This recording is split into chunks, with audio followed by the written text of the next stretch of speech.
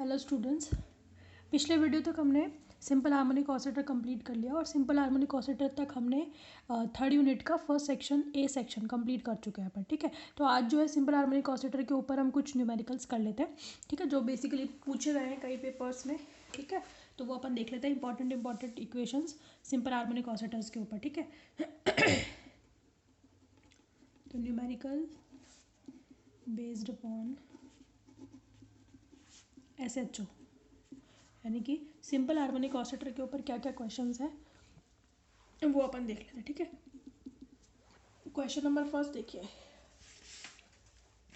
First question है आपका, एक वे में सरल आवर्ती 2 लीटर की कोणीय आवृत्ति दे रखी है आपको। ठीक है, कितनी दे रखी है? कोणीय आवृत्ति ओमेगा दे रखी है 5 × 10⁴ रेडियन पर सेकेंड। इसकी शून्य बिंदु ऊर्जा ज्ञात कीजिए। मतलब क्वेश्चन ये है कि angular frequency of one dimension SHO वो कितनी है? ये दे रखी है ओमेगा 5 × 10⁴ रेडियन पर सेकेंड। ठीक है, फाइंड इट्स 0 पॉइंट एनर्जी यानी कि शून्य बिंदु ऊर्जा ज्ञात कीजिए, जबकि आपको कोणीय आवृत्ति दे रखी है। सिंपल क्वेश्चन है, आया हुआ है यही क्वेश्चन, 2 यूनिवर्सिटीज़ में पूछा गया है ये क्वेश्चन। ठीक है, तो फॉर्मूला बेस्ड क्वेश्चन आते हैं। मैं आपसे बार बार बोलती हुई वाली चीज़ कि फॉर्मूला जितनी भी है वो सारे याद करके जाओ, उन पे बेस्ड आपके जो है क्वेश्चंस आएंगे। न्यूमेरिकल्स जो है फॉर्मूला बेस्ड ही आते हैं। बहुत कम ऐसे क्वेश्चन होंगे जो कॉन्सेप्चुअल होंगे, कॉन्सेप्ट बेस्ड होंगे। जनरली क्वेश्चन जो है फॉर्मूला बेस्ड ही होते हैं। तो फॉर्मूला तो एक भी नहीं छोड़ने, मतलब डेरिवेशंस और ये सब कंसेप्ट वगैरह क्लियर होने चाहिए, आने चाहिए, लेकिन जैसे ही रिजल्ट मिले तो उसको समझना है आपको ठीक से, और साथ के साथ जो न्यूमेरिकल वो फॉर्मूला है वो आपको याद भी करना है। ठीक है, 0 पॉइंट एनर्जी कितनी होती है? 0 पॉइंट एनर्जी, हालांकि आप इसको खुद भी कर सकते हो, कितनी होती है? Half H cut omega. ठीक है, एच कट की आप वैल्यू जानते ही हो, 1.054 10⁻⁻34। एच कट है, ये ध्यान रखना, एच कट H/2π होती है। एच की वैल्यू होती है 6.62 × 10⁻34, उसमें 2π से डिवाइड करोगे तो ये 1.054 बन जाता है। ठीक है, ओमेगा कितना दे रखा है? 5 × 10⁻, इसको कैलकुलेट कर लेना आप, है ना, आंसर निकालें। आंसर आएगा इसका 2.635 10⁻30 जूल। अगर आपसे कहे कि एनर्जी इलेक्ट्रॉन वोल्ट में ही निकालो, जैसे ये तो जूल में आ गई, इलेक्ट्रॉन वोल्ट में ही चाहिए अगर आपको एनर्जी, तो इसको डिवाइड कर लेना किससे? 1.6 10⁻19 से। तो ये किस में कन्वर्ट हो जाएगी? इलेक्ट्रॉन वोल्ट में कन्वर्ट हो जाएगी। आप निकाल लेना इसका आंसर जितना भी आएगा। ठीक है, नेक्स्ट क्वेश्चन देखो, इसी पे बेस्ड है। पहले मैंने इसलिए सबसे सिंपलेस्ट क्वेश्चन उठाया है। ठीक है, सेकंड क्वेश्चन है कि कोणीय आवृत्ति आपको फिर से दे रखी है, एक विमीय सरल आवर्ती 2 लीटर की द्वितीय उत्तेजित अवस्था में ऊर्जा ज्ञात कीजिए। ठीक है, ये क्वेश्चन से ही, ताकि मैं आपको दूसरा समझा पाऊँ इसलिए फर्स्ट क्वेश्चन सिंपलेस्ट लिया था। हालांकि ये क्वेश्चन कोई भी कर देगा, ऐसे क्वेश्चन आने के चांसेस जो है होते हैं, पर जो है थोड़ा बहुत वो अगर वो घुमाना चाहेगा तो आपको सेकंड क्वेश्चन जैसा क्वेश्चन देगा। क्वेश्चन ये है, कोणीय आवृत्ति आपको दे रखी है, तो आपसे पूछा है एक विमीय सरल आवर्ती 2 लीटर की द्वितीय उत्तेजित अवस्था यानी कि सेकंड एक्साइटेड स्टेट में एनर्जी पूछी है। ठीक है, मूल अवस्था में नहीं पूछ, उसने ये नहीं कहा कहीं पे भी कि 0 पॉइंट एनर्जी निकालो। अगर वो कहता कि 0 पॉइंट एनर्जी निकालो तो आप ऐसे करोगे। अगर वो ये कहता कि हाँ देखो, इसमें भी ट्विस्ट क्या दे सकता है, वो फ्रीक्वेंसी दे देगा आपसे, और वो यूँ कहेगा कि क्वांटम सिंपल हार्मोनिक ऑसिलेटर की मूल अवस्था में ऊर्जा ज्ञात कीजिए। समझ में आ गई? मूल अवस्था में ऊर्जा ज्ञात कीजिए, तो आप क्या करोगे? मूल अवस्था में ऊर्जा अगर उसने पूछ ली, ठीक है, तो मूल अवस्था में ऊर्जा का मतलब ये है कि वो n = 1 में आपसे पूछ रहा है। समझ में आ गई बात आपको? किस में पूछ रहा है? n = 1 में। n = 0 में जो एनर्जी है ना वो 0 पॉइंट एनर्जी है, और n = 1 में कौन सी है? मूल अवस्था में ऊर्जा है। तो वो ये चीज़ आपको बोल सकता है। समझ में आ गई बात? अच्छा, ऐसे भी कह सकता है वो, देखो, ठीक है, तो आपको ये चीज़ ध्यान रखनी है, n = 0 है, ये आपकी 0 पॉइंट एनर्जी है। ठीक है, n = 1 है, इसका मतलब ये आपकी कौन सी हो गई? अच्छा, एक मिनट, सॉरी, ये 0 पॉइंट एनर्जी है ना, हाँ, यही आपकी कौन सी है? मूल अवस्था ऊर्जा है ना, इसी को बोलेंगे, है ना, सॉरी। 0 पॉइंट एनर्जी जो है वही आपकी कौन सी अवस्था ऊर्जा है? मूल, यानी कि बिल्कुल ग्राउंड स्टेट एनर्जी है ये। तो कौन सी हो गई? Ground state energy. जो n = 1 में हो गई वो कौन सी होगी? First excited state. ठीक है। इस तरीके से आगे जाओगे तो फिर second excited state, third excited state, इस तरीके से आगे जाएगी, ठीक है। तो जीरो पॉइंट एनर्जी वो ऐसे भी कह सकता है कि या तो सीधे कह देगा जीरो पॉइंट एनर्जी निकालो, या फिर वो ये कहेगा कि क्वांटम हार्मोनिक ऑसिलेटर जो है उसकी ग्राउंड स्टेट में एनर्जी निकालो, तो आपको n बराबर 0 है, ठीक है। ये रखना है आपको। नेक्स्ट क्वेश्चन है मैं लिख देती हूँ, find the energy in the second excited state of one dimension SHO, ठीक है। वन डायमेंशन SHO आपको निकालनी है, ठीक है। If omega is equal to 10⁻14 radian per second. समझ में आ गई आपको बात, ठीक है। तो अब देखो, अब आप क्या करोगे, सॉल्यूशन देखो। ओमेगा दे रखा है आपको 10⁻14 रेडियन पर सेकेंड। ई निकालनी है। ई एन का फॉर्मूला क्या होता है, n plus half H cut omega. आपसे किस में पूछा है, सेकेंड एक्साइटेड स्टेट में, है ना। तो सेकेंड एक्साइटेड स्टेट कब मिलेगी, n बराबर 2 के लिए, तो E2 मिलेगी, है ना। 2 plus half H cut omega, मतलब कितनी हो गई 5/2 H cut omega. H cut की वैल्यू रख देना, ओमेगा रख देना, आंसर आ जाएगा आपके पास, ठीक है। इस तरीके से नेक्स्ट क्वेश्चन देखें, क्वेश्चन नंबर थर्ड जो है आपका इम्पॉर्टेंट है, और ये राजस्थान यूनिवर्सिटी में ही 2 बार पूछा गया है, ठीक है। हमने जब पिछली बार प्रोबेबिलिटी डेंसिटी पढ़ी थी, ठीक है, तो वो हमने क्या पढ़ी थी, हमने कहा था कि चिरसम्मत जो सिंपल हार्मोनिक ऑसिलेटर होता है उसकी जो प्रोबेबिलिटी डेंसिटी होती है ना, वो कैसी होती है, जो वर्तन बिंदु है ना, यानी कि जो टर्निंग पॉइंट है उनके बाहर पाए जाने की प्रोबेबिलिटी उसमें 0 होती है। और क्वांटम में थोड़ी बहुत प्रोबेबिलिटी होती है, जिसको हमने कहा था कि कुछ ना कुछ परिमित प्रायिकता होती है। क्वांटम सिंपल हार्मोनिक ऑसिलेटर में वर्तन बिंदुओं के बाहर कण के पाए जाने की प्रायिकता कैसी होती है, परिमित होती है। लेकिन सिंपल हार्मोनिक ऑसिलेटर कौन सा, क्लासिकल, उसमें नहीं होती, हमने ये कहा था। क्वेश्चन यह है कि सिद्ध कीजिए कि मूल अवस्था में सरल आवर्ती दोलित्र के चिरसम्मत सीमाओं के बाहर पाए जाने की प्रायिकता 16% होती है। मतलब थोड़ी बहुत होती है, ना के बराबर होती है, इसलिए हमने उसको कहते था कि बिल्कुल नहीं होती। हालांकि ग्राफ में तो हमने बिल्कुल ही नहीं दिखाया था, लेकिन प्रैक्टिकली चिरसम्मत यांत्रिकी के हिसाब से भी 16% प्रायिकता पाई गई है, और इसको अपन थ्योरेटिकली भी क्या करेंगे, सिद्ध करेंगे। तो क्वेश्चन है, prove that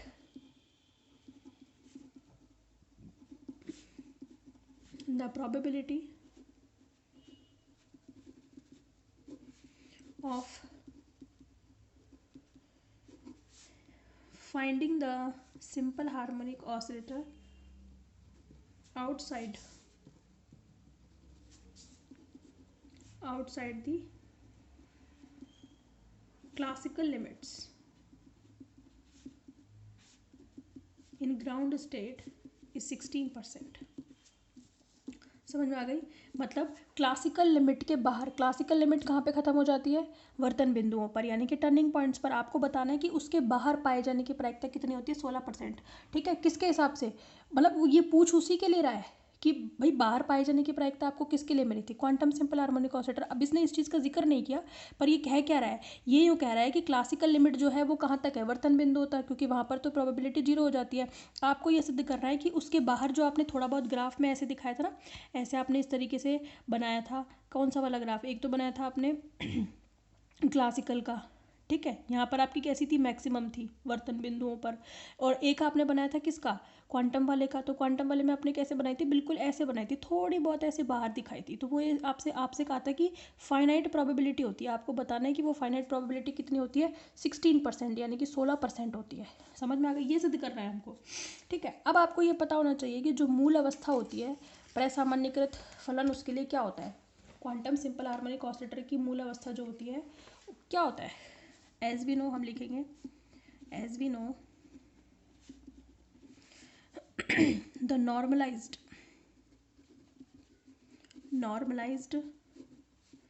eigen function of simple harmonic oscillator, psi N हमने निकाला हुआ है, कितना था, √α/2n, कैसा था, ये तो था 2n और √π, ठीक है।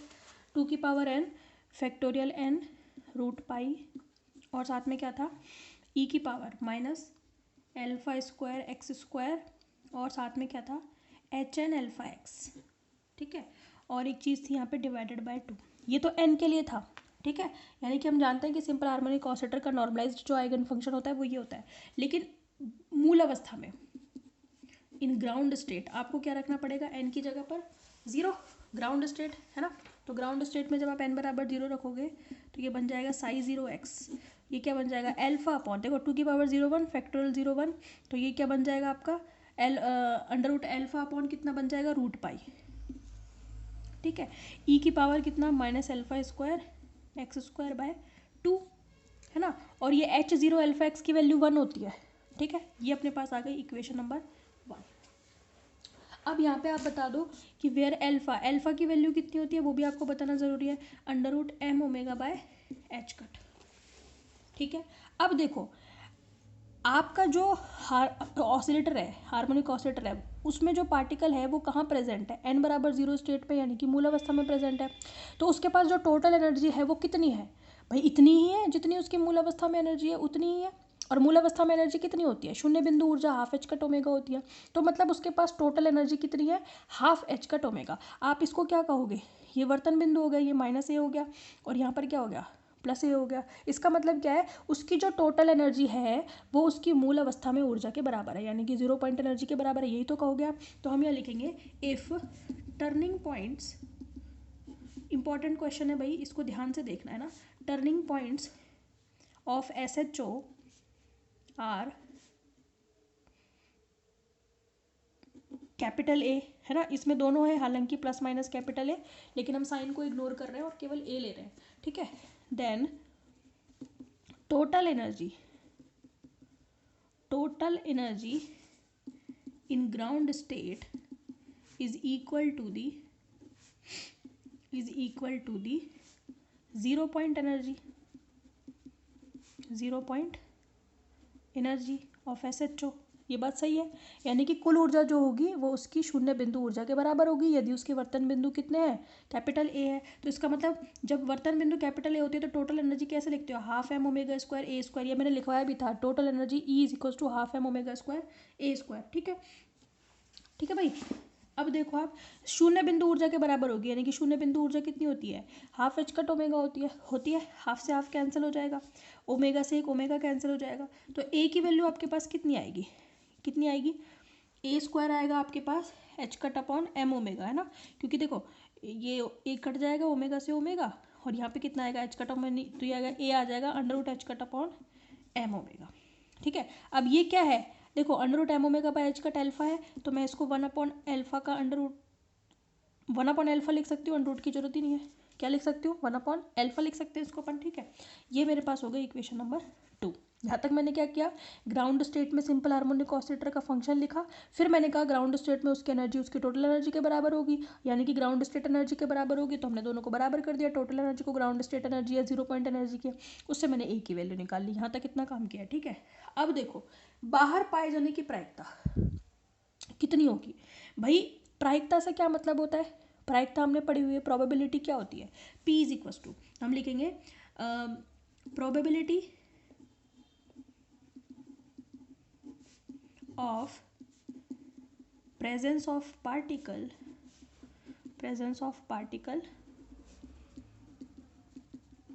outside the classical limits,